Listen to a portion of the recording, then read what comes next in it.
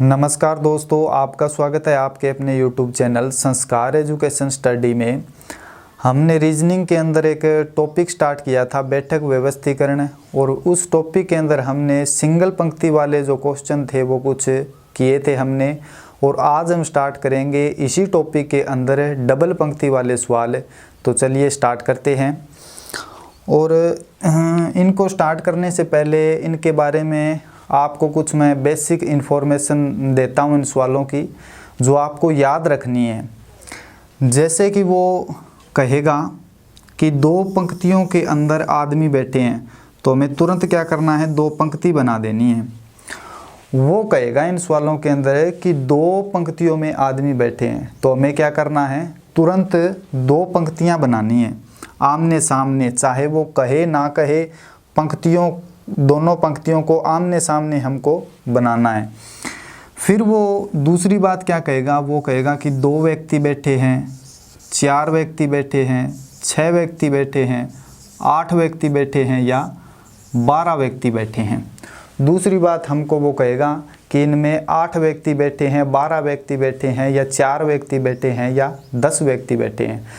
तो यदि वो कहे कि दो पंक्तियों के अंदर 4 आदमी बैठे हैं, तो हमें क्या करना है, 2 आदमी तो इस पंक्ति के अंदर बैठा देने हैं और 2 आदमी इस पंक्ति के अंदर हमको बैठा देने हैं।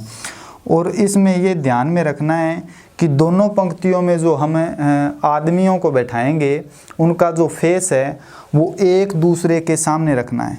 उनका जो फेस है, इन दोनों पंक्तियों में जो आदमी बैठाएंगे हमें, उनका फेस एक दूसरे के सामने रखना है। ये हमें ध्यान में रखना है, चाहे वो कहे या हमें ना कहे, इनके जो फेस हैं दोनों पंक्तियों में बैठे आदमियों के, वो एक दूसरे के सामने रखने हैं।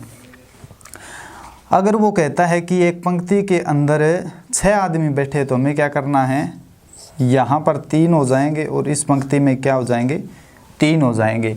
अगर वो कहे इस दो पंक्तियों के अंदर 8 आदमी बैठे हैं, तो हम क्या करेंगे, 4 इसके अंदर बैठा देंगे, 4 इसके अंदर बैठा देंगे।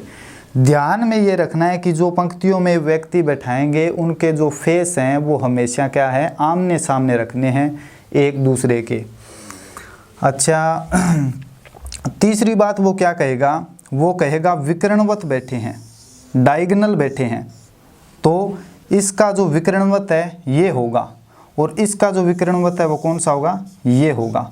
तीसरी बात वो यही कहेगा कि विकर्णवत बैठे हैं, डायगोनल बैठे हैं, तो हमें क्या करना है, इसका जो डायगोनल है, इस व्यक्ति का, इस कॉर्नर पर बैठे व्यक्ति का जो विकर्णवत है वो होगा ये, और इसका विकर्णवत यानी डायगोनल जो होगा वो होगा ये 3 बात कहेगा वो हमको, और ये तीनों बातों को आपको याद रखना है। पहली बात वो कहेगा दो पंक्तियों में आदमी बैठे हैं, तो हमें 2 पंक्तियां बनानी हैं। फिर वो हमें कहेगा 6 आदमी बैठे हैं या 8 आदमी बैठे हैं या 12 आदमी बैठे हैं, तो हम क्या करेंगे, जितने आदमी ऊपर होंगे उतने ही इस पंक्ति में बैठा देंगे और उनके जो फेस हैं वो एक दूसरे के आमने सामने कर देंगे।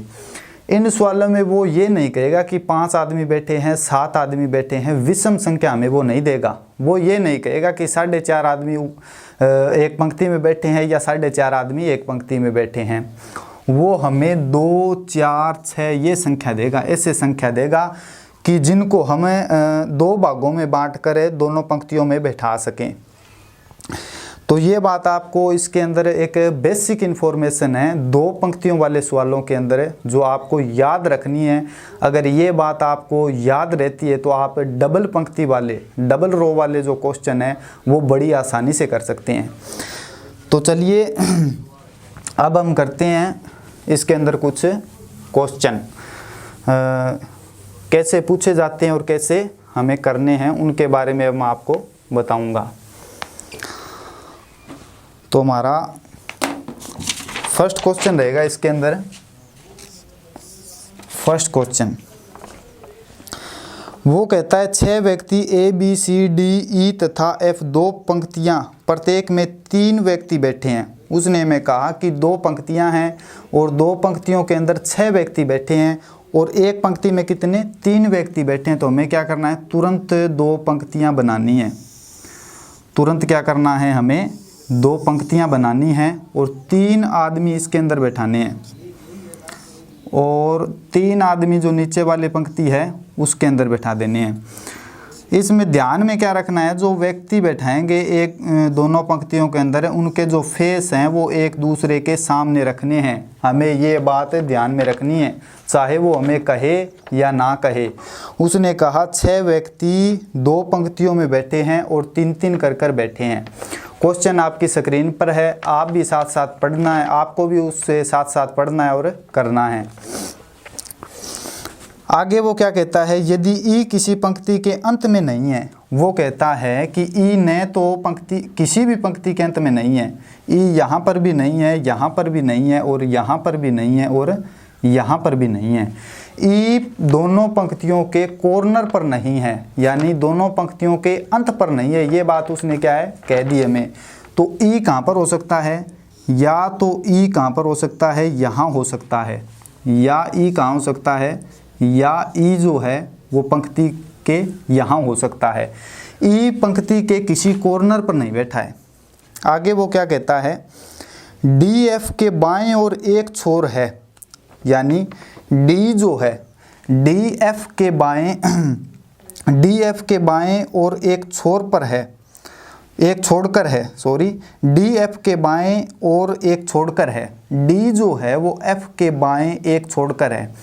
अब आप कहोगे दायां और बायां, तो आपको ध्यान में रखना है लेफ़्ट और राइट लेना है। तो जो ये नीचे वाली पंक्ति है, जिसमें जो नीचे वाली पंक्ति में जो व्यक्ति बैठे हैं उनका फेस हमारी फेस की तरह हैं। जैसे हमारा फेस है वैसे ही नीचे वाली पंक्ति में बैठे लड़कों का फेस है, यानी इनका जो फेस है वो उत्तर दिशा की तरफ है, और जो ऊपर वाली पंक्ति में बैठे हैं उनका फेस नीचे की तरफ है, दक्षिण दिशा में है। नीचे वाली पंक्ति में हमारा जो राइट होगा वो इस पंक्ति का भी क्या होगा, वो इस पंक्ति का भी राइट होगा, और जो हमारा लेफ्ट होगा वो इस पंक्ति का भी क्या होगा, लेफ्ट होगा। नीचे वाली पंक्ति के अंदर जो हमारा राइट होगा वो राइट होगा, जो हमारा लेफ्ट होगा वो इस पंक्ति का भी क्या होगा, लेफ्ट होगा। जब हम जैसे कि मेरा फेस इस तरफ है, ये मेरा राइट है और ये मेरा क्या है, लेफ्ट है। मैं इस तरफ अपना फेस यानी अपना जो मुंह है वो इस तरफ कर लेता हूँ, तो मेरा राइट किस तरफ हो गया, मेरा राइट इस तरफ हो गया और मेरा लेफ्ट इस तरफ हो गया। तो वैसे ही अगर यहाँ पर बैठे व्यक्ति इस तरफ अपना फेस कर लेते हैं तो इनका राइट और लेफ्ट क्या होगा, चेंज हो जाएगा। जो यहाँ पर राइट है वो कहाँ पर आ जाएगा, वो राइट यहाँ पर आ जाएगा, और जो यहाँ पर लेफ्ट है वो कहाँ चला जाएगा, वो लेफ्ट यहाँ पर चला जाएगा। ये आपको ध्यान में रखना है कि जिन बच्चों के जो फेस हैं वो दक्षिण की तरफ हैं उनका राइट लेफ्ट इनके अपोजिट होगा। जो इसका राइट है वो इसका जो इसका राइट है वो यहाँ पर चला जाएगा और इसका लेफ्ट है वो यहाँ पर चला जाएगा। अगर फिर भी आपको राइट और लेफ्ट लेने के अंदर दिक्कत है तो आपको मैं और बात बताता हूँ। जैसे कि आपने अपने फेस के आगे, अपने मुंह के आगे क्लॉकवाइज निशान लगा ले, अपने मुंह के आगे क्लॉकवाइज निशान लगा ले। जिस तरफ एरो का निशान है वो आपका क्या होगा, वो आपका राइट होगा, और जिस तरफ एरो का निशान नहीं है वो क्या होगा, आपका लेफ्ट होगा। उसी प्रकार आप नीचे की तरफ अपना दूसरी तरफ अपना फेस करेंगे तो क्लॉकवाइज अपने सामने एरो का निशान लगाएंगे, और जिस तरफ एरो का निशान है वो आपका क्या होगा, वो आपका राइट होगा, और दूसरी तरफ क्या होगा, आपका लेफ्ट होगा। तो राइट और लेफ्ट आप ऐसे भी दे सकते हैं। अपने फेस के सामने एक क्लॉकवाइज निशान लगाएं और जिस तरफ एरो का निशान है उस तरफ राइट और दूसरी तरफ क्या होगा, लेफ्ट होगा। तो आगे वो सवाल में क्या कहता है कि यदि ई किसी पंक्ति के अंत में नहीं है, यानी ई पंक्ति के कॉर्नर पर नहीं है, किसी दोनों पंक्तियों के अंत में नहीं है। दूसरी बात वो कहता है डी एफ के बाईं और एक को छोड़कर है। डी जो है एफ के बाईं और एक छोड़कर है। यदि हम एफ को यहाँ बैठा दें, यदि हम एफ को यहाँ बैठा दें और इसके सामने क्लॉकवाइज निशान लगाएं, क्लॉकवाइज निशान लगाएं तो F का राइट इस तरफ हो गया और F का लेफ्ट इस तरफ हो गया। वो कहता है DF के बाएं और एक को छोड़कर है, तो F के बाएं और एक को छोड़कर, एक को छोड़ा तो यहाँ पर आ गया D। D जो है वो F के बाएं और एक को छोड़कर है। C तथा E अगल बगल बैठे हैं। वो कहता है C तथा E अगल बगल बैठे हैं। तो अगर E यहाँ पर बैठा है तो E का अगल बगल, तो यहाँ पर जो पहले भी दो व्यक्ति बैठे हैं E के अगल बगल, तो C E के अगल बगल यहाँ नहीं हो सकता, तो E हमारा यहाँ पर बैठ जाएगा। E यहाँ पर बैठ जाएगा और C को कहाँ बैठा देंगे? C को हम यहाँ बैठा देंगे। C तथा E अगल बगल बैठे हैं तथा वे D के विकर्णवत सामने बैठे हैं। वो कहता है C तथा E अगल बगल बैठे हैं और D के विकर्णवत सामने बैठे हैं। D हमारा यहाँ बैठा है तो इसका विकर्णवत हो जाएगा, इसका डायगोनल हो जाएगा ये। तो D के विकर्णवत कौन बैठा है? C और E बैठे हैं। तो हम इस तरह एरो का निशान लगाएंगे और इसका जो डायगोनल है, जो विकर्णवत है, वो ये हो जाएगा। आगे वो कहता है और B तथा F अगल बगल बैठे हैं, कि B और F जो हैं वो अगल बगल बैठे हैं। तो F हमारा यहाँ है और B हमारा कहाँ हो जाएगा? यहाँ हो जाएगा। अब वो पूछता है तदनुसार B के सामने कौन बैठा है?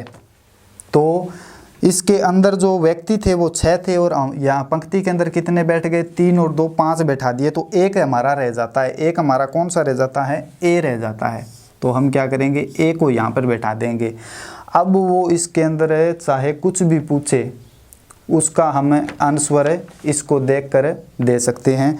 वो कहता है तदनुसार B के सामने कौन बैठा है? तो अब हम कह सकते हैं B के सामने E बैठा है, तो इसका सही जो आंसर हो जाएगा वो E हो जाएगा। तो इसके आधार पर अब हम जो कुछ भी इसके अंदर वो पूछेगा वो हमें बता सकते हैं। आपको इन सवालों के अंदर क्या ध्यान में रखना है?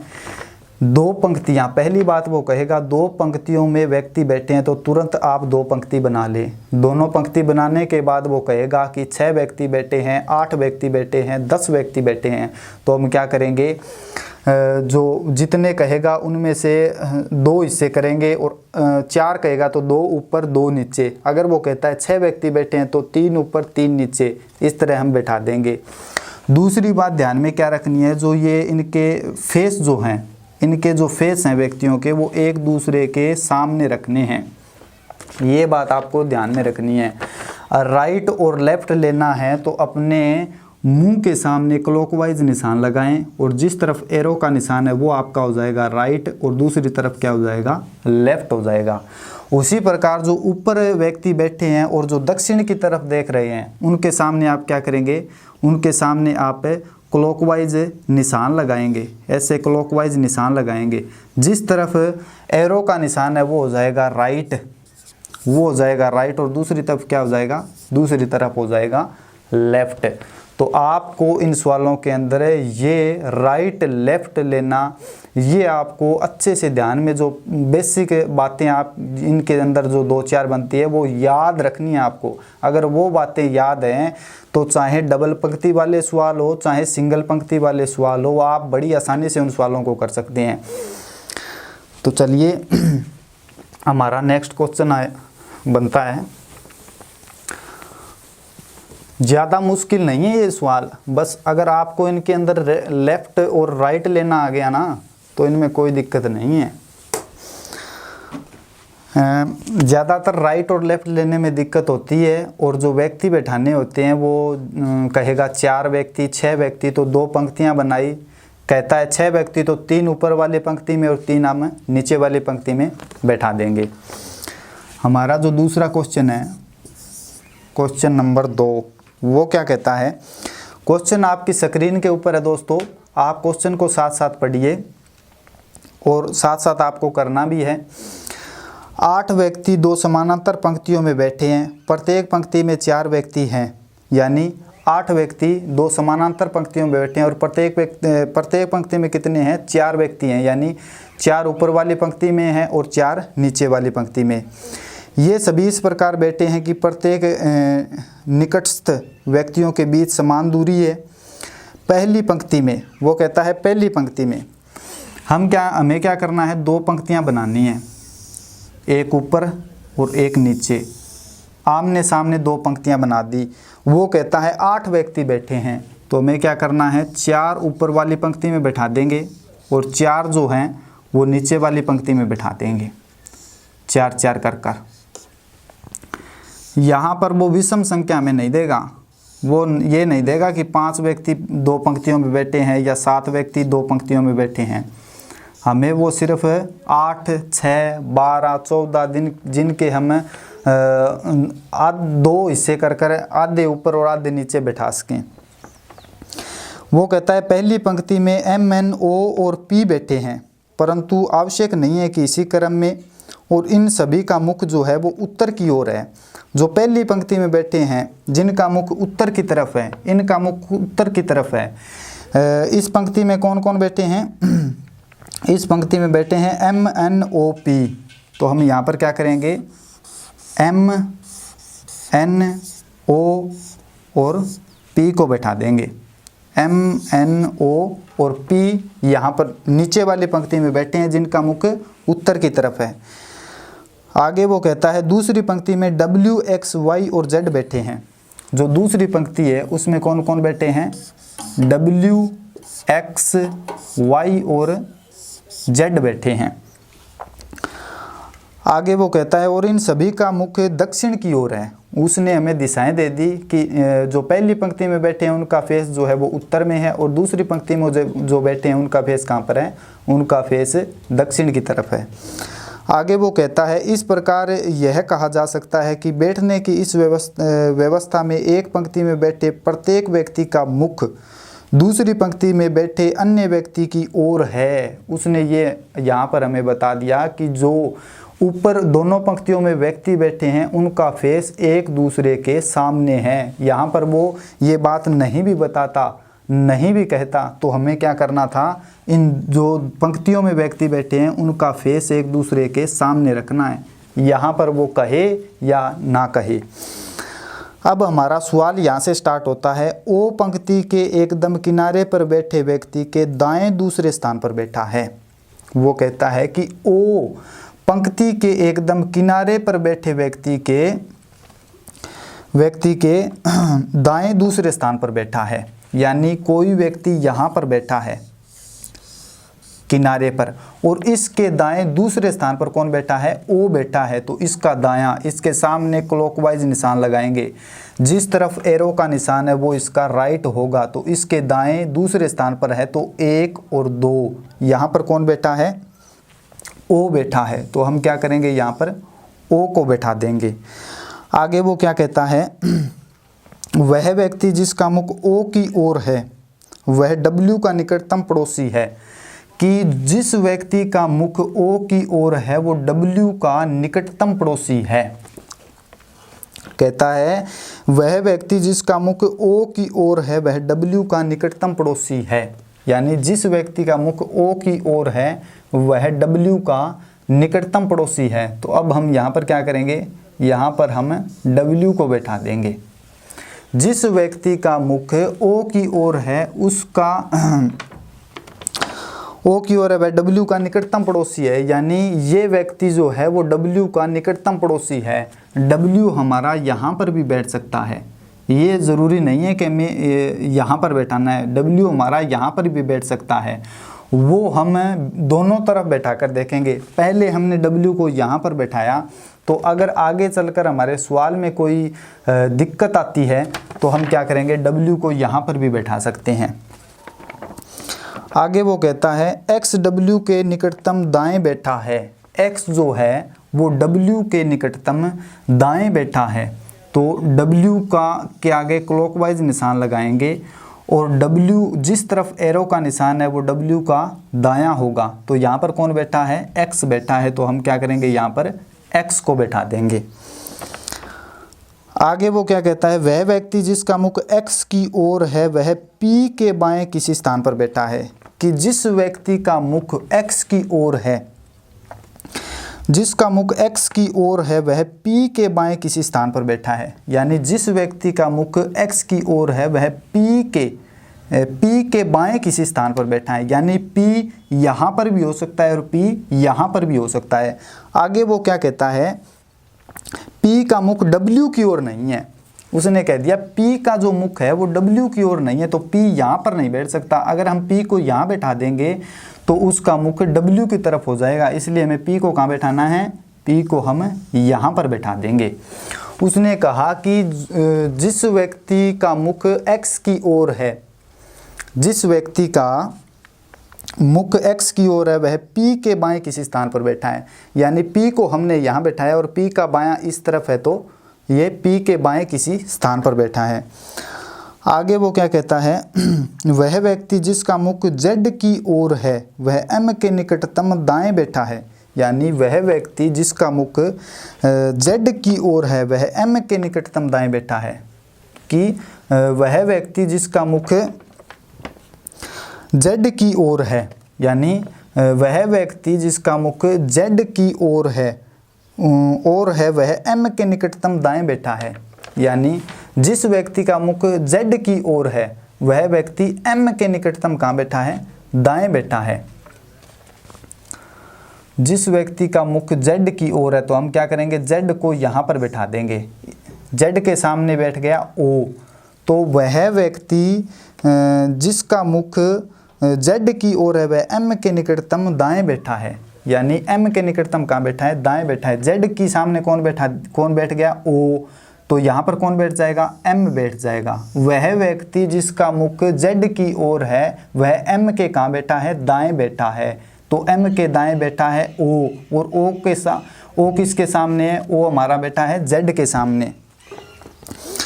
आगे वो क्या कहता है, वह व्यक्ति जिसका मुख Z की ओर है उसके निकटतम पड़ोसी को निम्नलिखित में से कौन सा व्यक्ति दर्शाता है। तो ये हमारा क्रम बन गया इनको बैठाने का। और इस पंक्ति में अब कौन रह जाता है, इस पंक्ति में X बैठ गया, W बैठ गया, Z बैठ गया और हमारा क्या रह गया, Y रह गया। तो Y को हम क्या करेंगे, यहाँ पर बैठा देंगे। इस पंक्ति के अंदर हमारा कौन रह जाता है, इस पंक्ति के अंदर हमारा रह जाता है N, तो हम यहाँ N को बैठा देंगे। तो ये पंक्तियों में, दोनों पंक्तियों में बैठने का इन व्यक्तियों का सही क्रम बन गया। अब वो हमसे कुछ भी पूछे हम इसका आंसर सही से दे सकते हैं। वो कहता है वह व्यक्ति जिसका मुख Z की ओर है, यानी वह व्यक्ति जिसका मुख Z की ओर है उसके निकटतम पड़ोसी को निम्नलिखित में से कौन सा व्यक्ति दर्शाता है। उसके निकटतम पड़ोसी को निम्नलिखित में से कौन सा व्यक्ति दर्शाता है। जिस व्यक्ति का मुख Z की ओर है उसके निकटतम जो पड़ोसी हैं वो बताने हैं हमें। तो Z के सामने कौन बैठा है, O बैठा है, और O के निकटतम पड़ोसी कौन है, O के निकटतम पड़ोसी M और P बनते हैं। तो इसका जो सही आंसर हो जाएगा वो हो जाएगा C, यानी Z के सामने O बैठा है और O के जो निकटतम पड़ोसी है वो है M और P। ये इस क्वेश्चन का सही आंसर बन जाता है। तो ये था इसका सेकंड क्वेश्चन जो आपको अच्छे से समझ में आया होगा। अब हम चलते हैं नेक्स्ट क्वेश्चन पर। ये जो क्वेश्चन है वो दिखने में बहुत बड़े नज़र आते हैं, इनमें घबराने की कोई बात नहीं है। आप इनके अंदर क्या करना है, आपको राइट और लेफ्ट का ध्यान में रखना है और एक जो विकरणवत बैठते हैं इन दो चार बातों को आप याद रखेंगे तो बड़ी आसानी होगी सवाल करने के अंदर।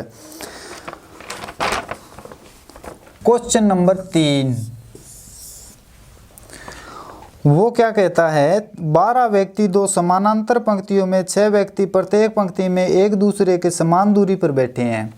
यानी दो पंक्तियों के अंदर 12 व्यक्ति बैठे हैं और दोनों पंक्तियों में 6 व्यक्ति बैठे हैं और वो क्या है, समान दूरी पर बैठे हैं। तो हमें क्या करना है, दो पंक्तियां बनानी है और दोनों पंक्तियों के अंदर क्या है, 6 व्यक्ति बैठा देने हैं।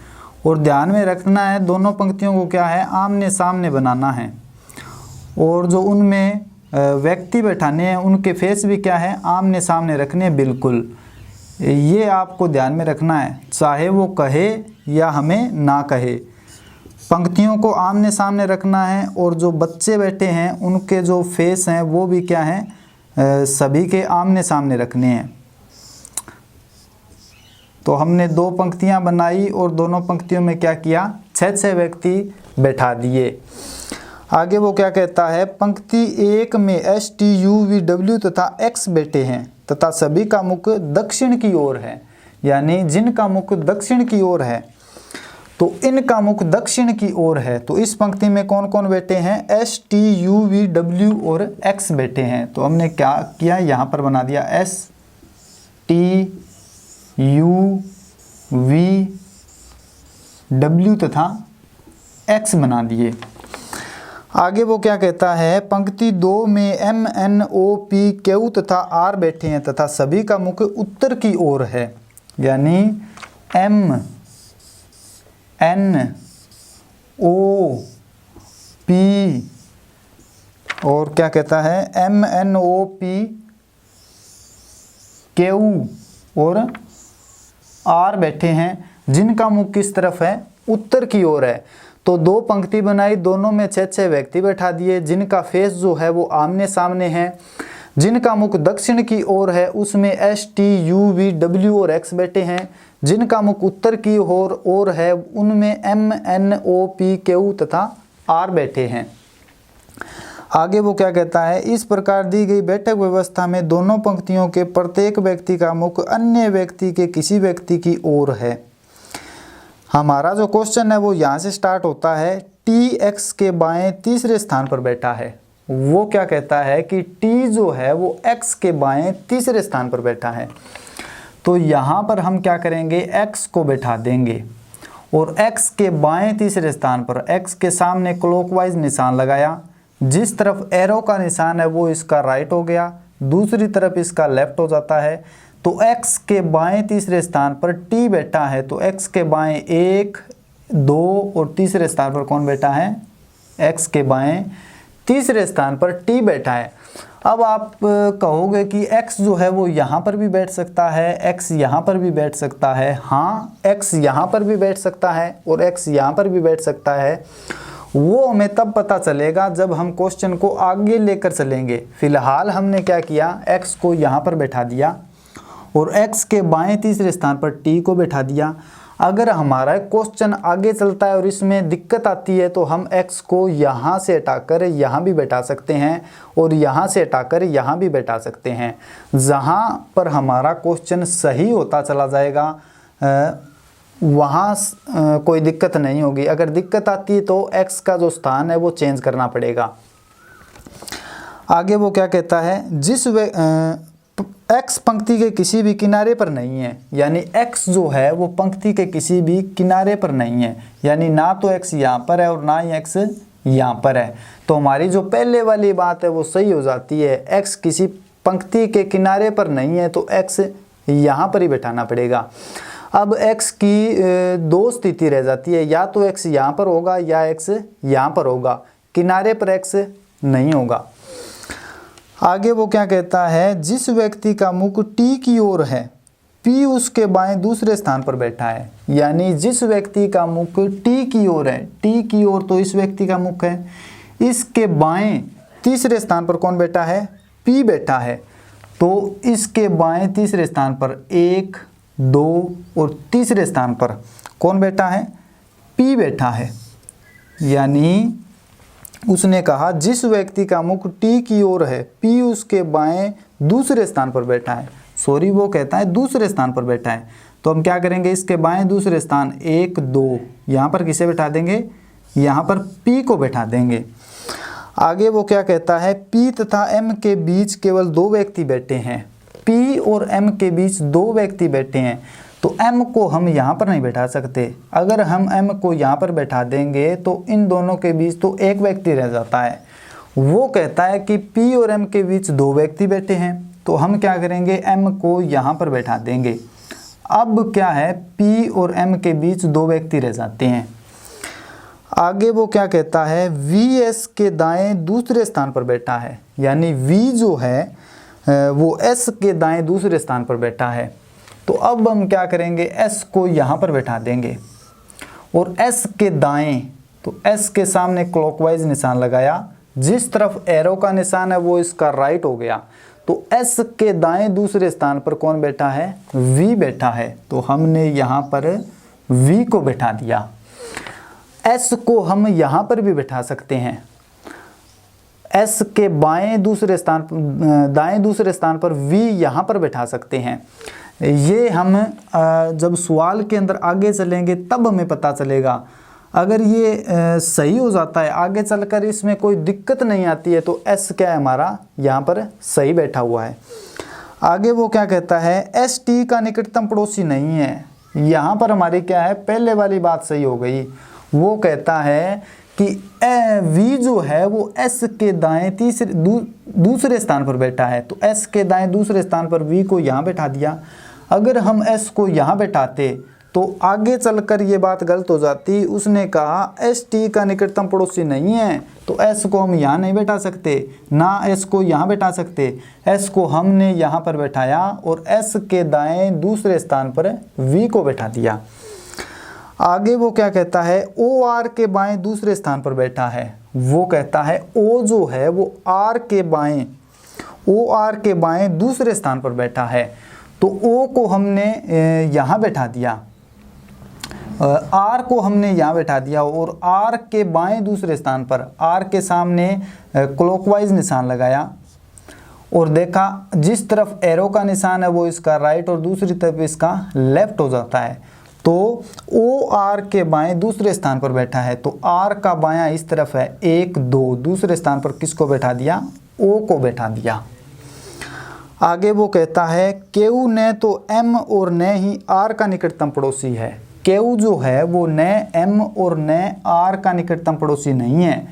कहने का भाव है कि आर और एम के बीच में केयू नहीं बैठा है और केयू जो है वो यहाँ पर बैठा है। ये केयू आर और एम का पड़ोसी नहीं है, तो हम क्या करेंगे, केयू को यहाँ पर बैठा देंगे। अब इस पंक्ति के अंदर 6 व्यक्ति हैं और इनमें से हमने 5 को बैठा दिया। बच कौन सा गया, हमारा यहाँ पर बच रह गया n, तो n को हम यहाँ पर बैठा देंगे। आगे वो क्या कहता है, एस टी का निकटतम पड़ोसी ओ आर के बाएं, या ये तो हो गया। आगे वो कहता है यू एस का निकटतम पड़ोसी नहीं है। यू जो है वो एस का निकटतम पड़ोसी नहीं है, तो हम क्या करेंगे, यू को यहाँ बैठा देंगे। अब ऊपर वाली पंक्ति में 6 व्यक्ति थे और बैठा दिए 5, तो बच कौन सा गया, एस को बैठा दिया गया, एस टी यू वी, हमारा बच गया डब्ल्यू, तो हम क्या करेंगे, यहाँ पर किसे बैठा देंगे, डब्ल्यू को बैठा देंगे। तो ये इन 2 पंक्तियों के अंदर 6 व्यक्तियों के बैठने का सही क्रम बन जाता है। अब इसके अंदर हमसे वो कुछ भी पूछ सकता है। वो कह सकता है एम के सामने कौन बैठा है, तो बता देंगे। एम के बाएं कौन बैठे हैं, या 1 छोड़कर कौन बैठा है, 2 छोड़कर कौन बैठा है। इसके अंदर से वो अब हमसे कोई भी क्वेश्चन पूछता है तो वो हम इस क्रम को देखकर हम क्या है, सभी क्वेश्चन के आंसर दे सकते हैं। उसने इसमें क्या पूछा, निम्न में से n का मुख किसकी ओर है। वो पूछता है n का मुख किसकी ओर है, n का मुख तो t की ओर है, तो हमारा सही आंसर हो जाएगा t। इसका राइट आंसर बनता है b, यानी n का जो फेस है वो t की ओर है। हमारा सही आंसर बन गया t। तो ये थे दोस्तों हमारे डबल रो वाले, यानी 2 पंक्तियों में बैठने का सही क्रम। तो इसके अंदर आज आपको मैंने 3 क्वेश्चन करवाए हैं। आशा करता हूँ बहुत अच्छे से आपको समझ में आए होंगे। पीछे 2 क्लास ली थी बैठक व्यवस्थीकरण के ऊपर, उसके अंदर आपको मैंने सिंगल पंक्ति में बैठने का सही क्रम समझाया था, और आज हमने स्टार्ट किया है इस बैठक व्यवस्थीकरण के अंदर डबल रो के अंदर, यानी डबल पंक्ति में बैठने का सही क्रम। इसके अंदर मैं आपको 5-4 सवाल और करवाऊँगा, वो अगली क्लास के अंदर करवाऊँगा। आपको ये अच्छे से समझ में आया होगा। मेरे करवाए हुए ये जो कुछ क्वेश्चन आपने बहुत ध्यान लगाकर कर लिए, और जो बेसिक इन्फॉर्मेशन है वो अगर आपने अच्छे से याद कर ली, तो मैं इस चीज़ की गारंटी लेता हूँ कि कोई भी आपका क्वेश्चन जो है वो गलत नहीं होगा। आप उसको 100% सही कर आओगे। तो आज के लिए दोस्तों इतना ही, बाकी हम अगली क्लास के अंदर करेंगे। धन्यवाद।